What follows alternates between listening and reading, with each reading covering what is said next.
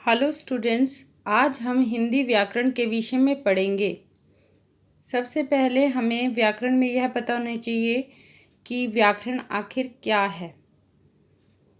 बच्चों, भाषा तो कोई भी बोल लेता है, परंतु शुद्ध भाषा का प्रयोग वही व्यक्ति करता है जो व्याकरण का ज्ञाता होता है। इसीलिए यहीं से व्याकरण की हमें परिभाषा का ज्ञान होना भी आवश्यक है। अतएव अब हम व्याकरण किसे कहते हैं, इस विषय पर चर्चा करेंगे। व्याकरण क्या है? व्याकरण वह शास्त्र है जिससे हमें शुद्ध बोलना, शुद्ध पढ़ना और शुद्ध लिखना आ जाता है। व्याकरण का शाब्दिक अर्थ है विश्लेषण करना। व्याकरण का शाब्दिक अर्थ है विश्लेषण करना। व्याकरण के 4 अंग हैं। व्याकरण के कितने अंग हैं? 4। नंबर 1 वर्ण विचार अर्थात फोनोलॉजी।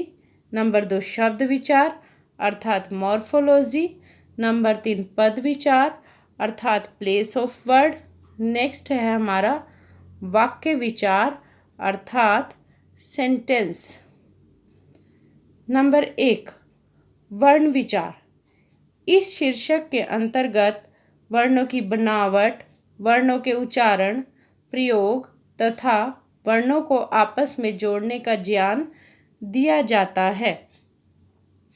बच्चों, यहाँ सबसे अच्छा प्रश्न यहाँ से भी उठ जाता है ज्ञान। ज्ञान में जो ज्ञ है यह एक संयुक्त वर्ण है।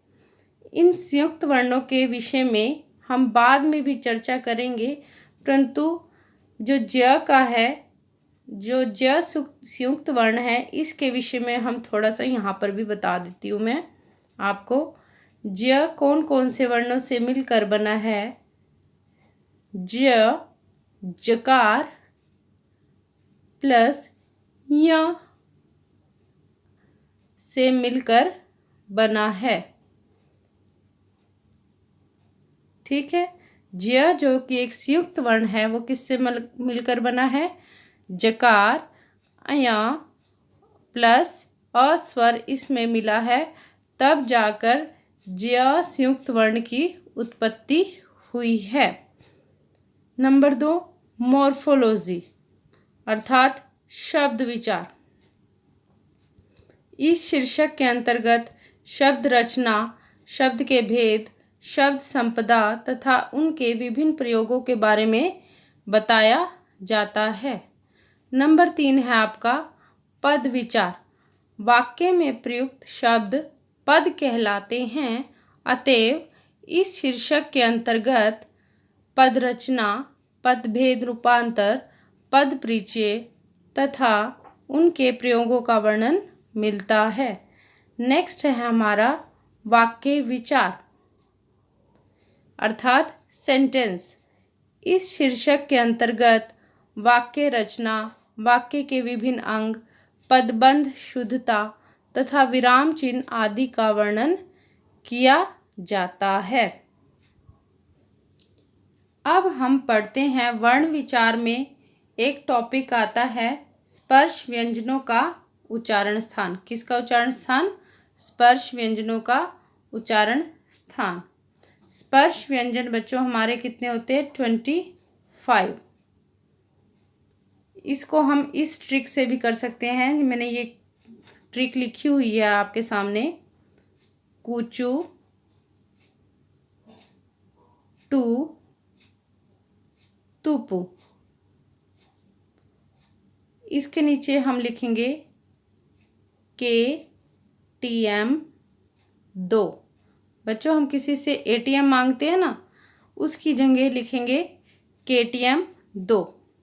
K का अर्थ है यहाँ पर कंठ, T का अर्थ है यहाँ पर तालु, M का अर्थ है यहाँ पर मूर्धा, D का अर्थ है यहाँ पर दंत, O का अर्थ है ओष्ठ। ठीक है, और ये परंतु यहाँ पर कुचु टू तुपु में कु का अर्थ क्या है? कु का अर्थ है क वर्ग, जैसा कि मैंने आपको यहाँ पर बताया हुआ है। कु का अर्थ है क वर्ग, अर्थात क की पूरी पंक्ति। क वाली पूरी पंक्ति में कौन कौन से 5 वर्ण आते हैं? क, ख, ग, घ, ड़। अर्थात इन 5 वर्णों का उच्चारण स्थान बच्चों आपका क्या होगा? कु के नीचे क्या आ रहा है आपका? के से कंठ। इन 5 वर्णों का उच्चारण स्थान बच्चों आपका क्या होगा? कंठ। नेक्स्ट आपका आता है कुचु टू तुपु में। कु तो हमने कर लिया बच्चों, ठीक है। अब हम चू को पढ़ते हैं। चू का अर्थ क्या है? चू का अर्थ है च वर्ग। चू का अर्थ है यहाँ पर च वर्ग, अर्थात च वर्ग का अर्थ है, जैसा कि मैंने आपको यहाँ पर बताया हुआ है, चू का अर्थ है च वर्ग। च वर्ग का अर्थ है च वाली पूरी पंक्ति। च वाली पूरी पंक्ति में कौन कौन से 5 वर्ण आते हैं? च, छ, ज, झ, ञ। च वर्ग में कौन कौन से 5 वर्ण आएंगे? च, छ, ज, झ, य। तो इन सब का उच्चारण स्थान बच्चों आपका क्या होगा? तालु। कैसे होगा? यहाँ पर कुचु टू तुपु में चू के नीचे बच्चों क्या आया हुआ हमारा? टी से हमारा हो गया तालु। अर्थात च वर्ग के अंतर्गत जितने भी 5 वर्ण आएंगे उन सब का उच्चारण स्थान हमारा क्या होगा? तालु। नेक्स्ट है बच्चों हमारा कुचु टू तुपु में टू। हमने कुचु का अर्थ पता कर लिया, परंतु टू का अर्थ क्या है? कुचु टू तुपु में टू का अर्थ है ट वर्ग, जैसा कि ऊपर बताया गया है। ट वर्ग का अर्थ है ट वाली पूरी पंक्ति। ट वाली पूरी पंक्ति में कौन कौन से 5 वर्ण आएंगे? ट, ठ, ड, ढ, ण। अर्थात टकार, ठकार, डकार, ढकार और अणकार। इन 5 वर्णों का उच्चारण स्थान बच्चों मूर्धा होगा, क्योंकि टू के नीचे बच्चों एम आया हुआ है, एम से मूर्धा। नेक्स्ट है हमारा कुचु टू तुपु में। हमने कुचु टू का अर्थ पता कर लिया, परंतु कुचु टू तुपु में तू का अर्थ क्या है बच्चों? कुचु टू तुपु में तू का अर्थ है त वर्ग, जैसा कि मैंने आपको ऊपर बताया हुआ है। तू का अर्थ है त वर्ग, और त वर्ग का अर्थ है त वाली पूरी पंक्ति। त वाली पूरी पंक्ति में बच्चों कौन से 5 वर्ण आएंगे? त वाली पूरी पंक्ति में आएंगे तकार, थकार, धकार, धकार और नकार। जैसा कि हमने कहा था, इनके नीचे हम ये लिखेंगे ट्रिक KTM 2। बच्चों अब तू के नीचे क्या आया हुआ है? डी से आपका क्या हो जाएगा? दंत। तो इन 5 वर्णों का उच्चारण स्थान जो कि त वर्ग के अंतर्गत आते हैं, इन 5 वर्णों का उच्चारण स्थान आपका क्या होगा? दंत। नेक्स्ट है बच्चों आपका कुचु टू तुपु में पू। पू का अर्थ है प वर्ग। प वर्ग अर्थात प वाली पूरी पंक्ति। प वाली पूरी पंक्ति में कौन कौन से 5 वर्ण आएंगे? प, फ, ब, भ, म। अर्थात पकार, फकार, बकार, भकार और मकार। इन 5 वर्णों का उच्चारण स्थान बच्चों क्या होगा? ओ से। देखिए ओ से क्या बनता है? ओष्ठ। आप देखते ही इनको अपने एग्ज़ाम में टिक कर देंगे। आई होप आप बिल्कुल ठीक करके आएंगे, कोई दिक्कत नहीं होगी आपको। अब इसी प्रकार हम इसमें कुछ क्वेश्चन अटेम्प्ट कर लेते हैं कि एग्जामिनर किस प्रकार से हमसे प्रश्न पूछता है। जैसे एग्जामिनर पूछता है ककार का उच्चारण स्थान बताइए। ककार का उच्चारण स्थान बताइए। तो बताइए ककार का उच्चारण स्थान क्या होगा? ककार किसके अंतर्गत आता है? क वर्ग के अंतर्गत। क वर्ग अर्थात क वाली पूरी पंक्ति। क वाली पूरी पंक्ति में जितने भी 5 वर्ण आएंगे उन सब का उच्चारण स्थान बच्चों क्या होगा? कुचु टू तुपु से कु में के आता था ना, KTM 2, KTM 2। ठीक है, तो ककार का उच्चारण स्थान क्या होगा? यहाँ से यहाँ पर क्या होगा? के से हमारा हो गया कंठ। नेक्स्ट हम क्वेश्चन अटेम्प्ट करते हैं। जकार का उच्चारण स्थान बताइए। जकार का उच्चारण स्थान बच्चों क्या होगा? जकार कौन से वर्ग में आता है? क वर्ग में आता है? नहीं। जकार च वर्ग में आता है? जी। जकार हमारा च वर्ग में ही आता है। च छ ज। च वर्ग में हमारा तृतीय वर्ण कौन सा होता है? जकार। अतः जकार का उच्चारण स्थान बच्चों क्या होगा? यहाँ पर क्या लिखा था हमने? KTM 2। क्या लिखा था? KTM 2। KTMDO। अतएव जकार का हमारा उच्चारण स्थान क्या हो जाएगा? जकार हमारा आता है च वर्ग में, और च वर्ग के नीचे हमारा क्या लिखा हुआ है? टी से अर्थात तालु। नेक्स्ट है बच्चों हमारा डकार का उच्चारण स्थान बताइए। डकार का उच्चारण स्थान बताइए। डकार का उच्चारण स्थान क्या होगा? बताइए। डकार किसके अंतर्गत आता है? डकार आता है ट वर्ग के अंतर्गत। ट वर्ग में तृतीय वर्ण हमारा क्या है बच्चों? ट वर्ग में हमारा तृतीय वर्ण क्या है? डकार। तो डकार का उच्चारण स्थान तृतीय पर क्या आ रहा है आपका? एम से हो गया हमारा मूर्धा।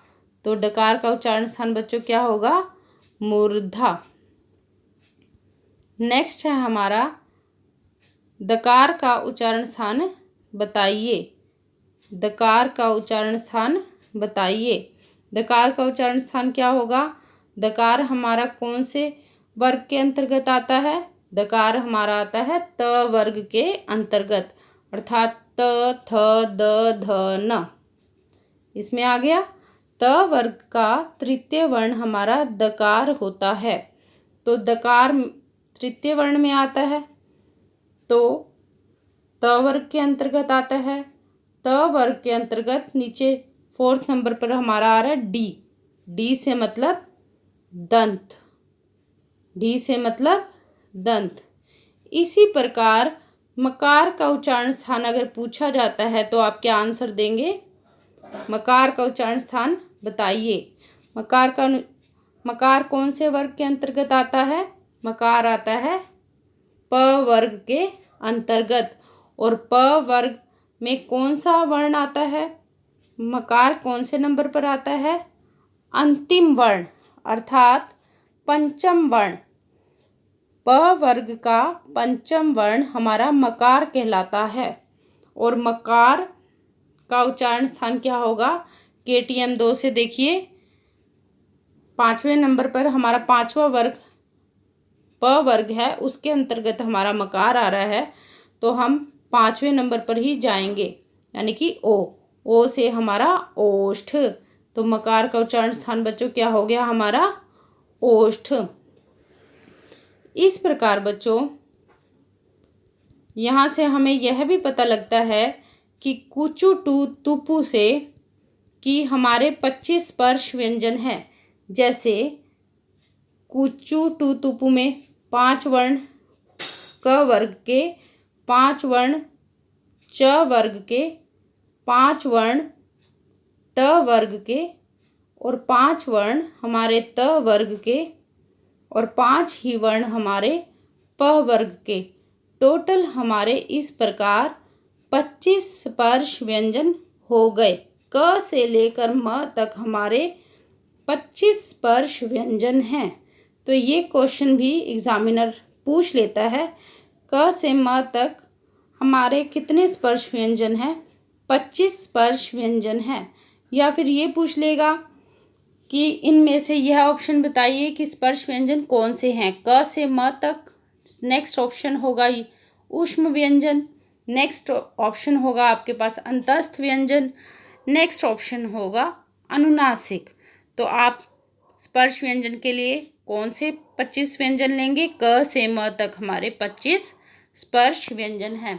क से शुरू और प वर्ग में म पे खत्म। ठीक है, क से शुरू होकर प वर्ग के म पर अंतिम वर्ण पर ये 25 स्पर्श व्यंजन हमारे खत्म होते हैं। इस प्रकार हमें हमारे क वर्ग से लेकर प वर्ग तक कुल 25 स्पर्श व्यंजन होते हैं।